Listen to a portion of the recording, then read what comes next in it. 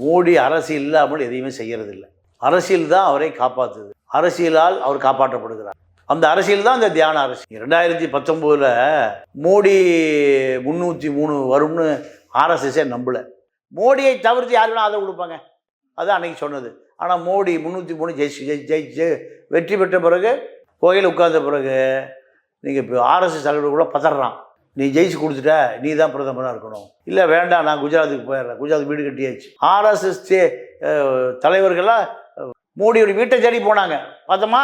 இப்போ அதே நிலைமை ரொம்ப டேஞ்சராக இருக்குது. எப்படி டேஞ்சராக இருக்குன்னா, பிஜேபி 200 சீட்டுக்கு மேலே வராது. நீங்கள் காணா போன காங்கிரஸ் பிஜேபிக்கு இணையாக இப்போ வெற்றி பெறும். இந்த நிலைமை பாஜகவை மிகுந்த பலவீனப்படுத்தியிருக்கு. பலவீனப்படுத்துவதுடைய விளைவு தான் எங்கே போய் தியானம் இருப்பது இந்த நிலைக்கு தள்ளப்பட்டது. மோடியினுடைய வெற்றி மீது மிகப்பெரிய அவநம்பிக்கை மக்களுக்கு வந்திருக்கு.